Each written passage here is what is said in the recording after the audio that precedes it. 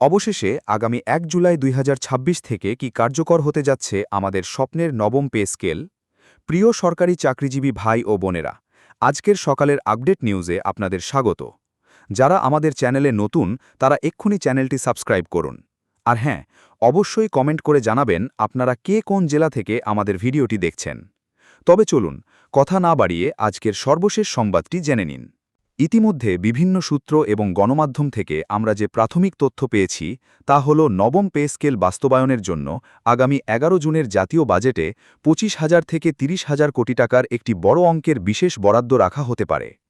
যদিও সরকারের উচ্চ পর্যায়ে বা অর্থ মন্ত্রণালয় থেকে এই বিষয়ে এখন পর্যন্ত সুনির্দিষ্ট করে আনুষ্ঠানিকভাবে কোনো ঘোষণা আসেনি, তবে গত সপ্তাহে পে স্কেল সুপারিশ বাস্তবায়নের জন্য যে সচিব কমিটি পুনর্গঠিত করা হয়েছিল তারা তাদের যাচাই বাছাই শেষের চূড়ান্ত সুপারিশ মন্ত্রিপরিষদ বিভাগের কাছে উপস্থাপন করেছে বলে আমরা জানতে পেরেছি। সেখান থেকে আমরা যতটুকু ভেতরের খবর পেয়েছি, যদিও বিস্তারিত সুপারিশটি এখনও আনুষ্ঠানিকভাবে জনসম্মুখে প্রকাশিত হয়নি, সেখানে বলা হয়েছে যে আগামী নতুন অর্থবছর অর্থাৎ ১ জুলাই ২০২৬ থেকে এই পে স্কেল বাস্তবায়নের প্রক্রিয়া শুরু করার কথা বলা হয়েছে। সর্বনিম্ন বেতনের বিষয়ে সরকারি কর্মচারীদের মাঝে একটি ব্যাপক কৌতূহল রয়েছে। আমরা বিভিন্ন মাধ্যম থেকে যেটুকু শুনেছি তাতে সর্বনিম্ন মূল বেতন কম বেশি ১৮,০০০ থেকে ২০,০০০ টাকার মতো হতে পারে বলে ধারণা করা হচ্ছে। অন্যদিকে সর্বোচ্চ বেতন ১,৬০,০০০ টাকা করার একটি প্রস্তাব আগের নবম পে কমিশনের সুপারিশে ছিল। তবে আমাদের একটি বিষয় খুব পরিষ্কারভাবে বুঝতে হবে যে যেহেতু পুনর্গঠিত সচিব কমিটির চূড়ান্ত সুপারিশ এখনও পুরোপুরি প্রকাশিত হয়নি, তাই নিশ্চিত করে কোনো অঙ্কের কথা এখনই বলা সম্ভব নয়। আমরা নিশ্চিত করে জানি না যে বেতন বৃদ্ধির হার কত শতাংশ নির্ধারণ করা হয়েছে বা বেতন অনুপাত আগের মতোই রাখা হয়েছে নাকি নতুন কিছু ধরা হয়েছে। তবে দেশের বর্তমান অর্থনৈতিক পরিস্থিতি এবং সরকারের আর্থিক সক্ষমতার কথা বিবেচনা করে এটি ধারণা করা হচ্ছে যে সম্পূর্ণ পে স্কেলটি হয়তো একবারে বাস্তবায়ন না করে ধাপে ধাপে বাস্তবায়ন করার একটি সুনির্দিষ্ট সুপারিশ করা হতে পারে আর্থিক চাপ সামলানোর জন্য। যেমন ১ জুলাই থেকে হয়তো প্রথম ধাপে শুধুমাত্র মূল বেতন বা বেসিক বৃদ্ধির বিষয়টি কার্যকর করা হতে পারে এবং পরবর্তীতে অন্যান্য ভাতাগুলো নতুন স্কেল অনুযায়ী সমন্বয় করা হতে পারে। ভাতা সমন্বয়ের বিষয়টিও অত্যন্ত গুরুত্বপূর্ণ। বর্তমানে সরকারি কর্মচারীরা যে ১০% এবং ১৫% বিশেষ ভাতা পাচ্ছেন, নতুন পে স্কেল কার্যকর হওয়ার তারিখ থেকে সেটি স্বয়ংক্রিয়ভাবে সমন্বয় করা হতে পারে। এটি অত্যন্ত স্বাভাবিক একটি প্রক্রিয়া যে যখনই কোনো নতুন পে স্কেল আসে তখন আগের আপতকালীন ভাতাগুলো মূল কাঠামোর সাথে যুক্ত হয়ে যায়। এর ফলশ্রুতিতে যেটা হবে যে আমাদের নিট বেতন যদি ১০০% বা দ্বিগুণ বলে আমরা ধরে নিই, সেক্ষেত্রে এই ১০ বা ১৫% বিশেষ ভাতা কমালে আমাদের সেই নিট বেতন বৃদ্ধির হার গিয়ে ঠেকবে ৮৫ থেকে ৯০% ঘরে। তবে এখানে কর্মচারীদের জন্য একটি বড় সুবিধা হবে। এই বর্ধিত অংশটি যখন মূল বেতনের সাথে যুক্ত হয়ে নতুন বেসিক তৈরি করবে, তখন সেই বর্ধিত বেসিকের হারে আমরা বাড়ি ভাড়া এবং অন্যান্য সুযোগ সুবিধাগুলো পাব, যা দিন শেষে কর্মচারীদের জন্য লাভজনকই হবে।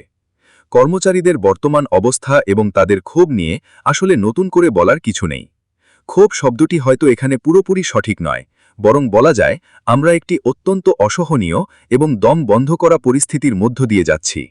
দেশির বাজারে এমন কোনো নিত্য প্রয়োজনীয় জিনিস নেই যার দাম গত কয়েক বছরে কয়েক গুণ বৃদ্ধি পায়নি।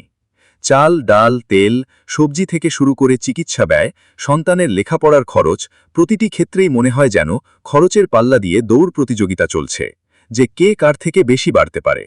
আর সত্যি কথা বলতে কি, আমি সব সময় আমার নিম্ন গ্রেডের অর্থাৎ ১১তম থেকে ২০তম গ্রেডের যে ভাই ও বোনেরা আছেন বা আমার সহকর্মীরা আছেন তাদের কথা একটু বেশি বলার চেষ্টা করি। এর কারণে যারা একটু মাঝামাঝি গ্রেড বা উপরের দিকের গ্রেডে আছেন তারা হয়তো মাঝে মাঝে একটু মনক্ষুণ্ণ হন, কিন্তু বাস্তবতা হল গুটি কয়েক মানুষ ছাড়া এখন সবারই একই অবস্থা। যারা পঞ্চম গ্রেড বা তার উপরের গ্রেডে আছেন তারাও কি তাদের বর্তমান বেতন নিয়ে খুব একটা সুখে আছেন? মোটেও না। তাদের সামাজিক অবস্থান, তাদের জীবনযাপন এবং তাদের চাকরির যে মর্যাদা, সেই মর্যাদা অনুযায়ী তারা যে বেতন পান তা দিয়ে বর্তমান বাজারের সাথে তাল মিলিয়ে চলা কোনোভাবেই সম্ভব না। তবে হ্যাঁ, তারা হয়তো কোথাও না কোথাও একটু কাটছাট করে কোনো রকমে তাদের মাস পার করে দিতে পারেন। কিন্তু যারা একেবারে নিচের দিকের গ্রেডে চাকরি করেন, ঢাকা শহরের মতো জায়গায় বাসা ভাড়া দিয়ে, তাদের জন্য বেঁচে থাকাটা এখন একদমই অসম্ভবের কাছাকাছি চলে গেছে। মাসের শুরুতে যে বেতন পাওয়া যায় তা দিয়ে 10 থেকে 15 দিনের বেশি কোনোভাবেই সংসার চলে না। আর যদি কারো ঘরে বয়স্ক ও অসুস্থ মা বাবা থাকেন, যেমন আমার নিজের মা বাবা অসুস্থ, তখন যে কি এক অসহায় অবস্থার সৃষ্টি হয় তা ভুক্তভোগী ছাড়া কেউ বুঝবে না। এই সমস্ত বঞ্চনা এবং অধিকার আদায়ের লক্ষ্যেই কর্মচারীরা এখন একতাবদ্ধ হচ্ছেন। আগামী 16 মে সরকারি কর্মচারী ঐক্য পরিষদ ঢাকায় একটি বৃহৎ সমাবেশের ডাক দিয়েছে। জাতীয় প্রেস ক্লাবে অনুষ্ঠিত হওয়া এই কেন্দ্রীয় প্রতিনিধি সমাবেশ এবং আলোচনা সভা থেকে পে স্কেল বাস্তবায়নের দাবিতে জোরালো আওয়াজ তোলা হবে বলে আমরা আশা করছি। এর পাশাপাশি বাংলাদেশ সরকারি কর্মচারী কল্যাণ সমিতিও নবম পে স্কেল বাস্তবায়ন এবং গ্যাজেট প্রকাশের দাবিতে মে মাস জুড়ে বিভিন্ন শান্তিপূর্ণ কর্মসূচি ঘোষণা করেছে।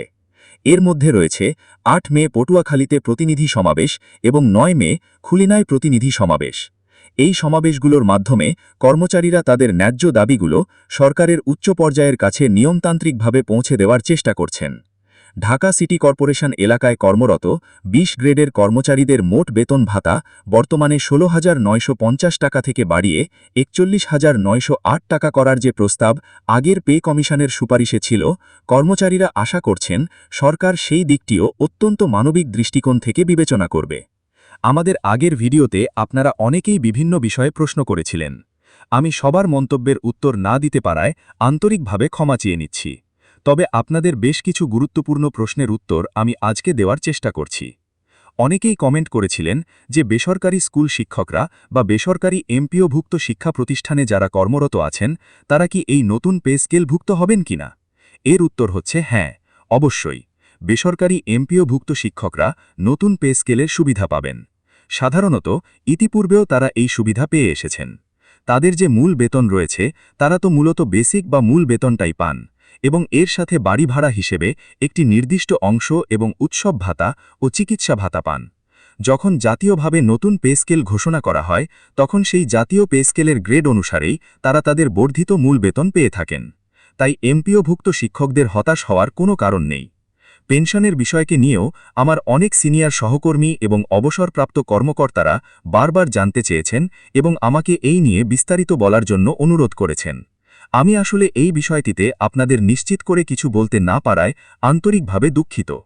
কারণ পেনশনের বিষয়ে এখন পর্যন্ত সরকারিভাবে বা কমিটির সুপারিশ থেকে বিস্তারিত তথ্য আমরা হাতে পাইনি।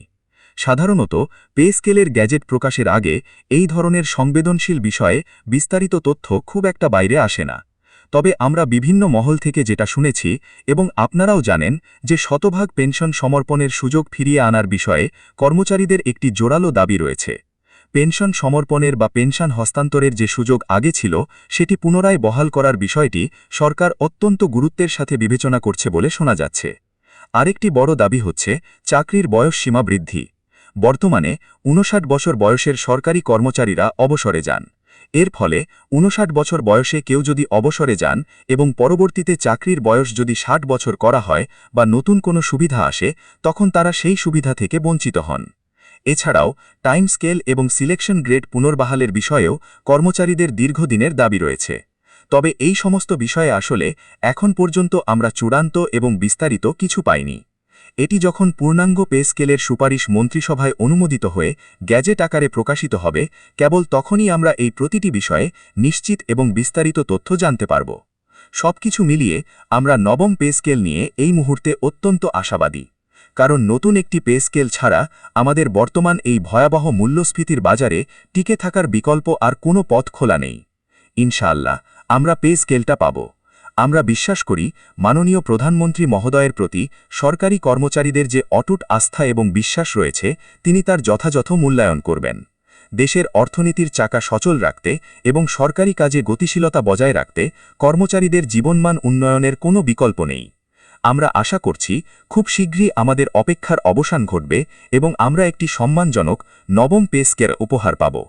আপনারা যারা এতক্ষণ ধৈর্য ধরে আমাদের সাথে ছিলেন তাদেরকে আবারও ধন্যবাদ জানাচ্ছি। আমাদের আলোচনা এভাবেই চলতে থাকবে। পে স্কেল সংক্রান্ত যে কোনো নতুন তথ্য পাওয়া মাত্রই আমরা সবার আগে আপনাদের সামনে তা তুলে ধরার চেষ্টা করব। ভিডিওটি খুবই জরুরি।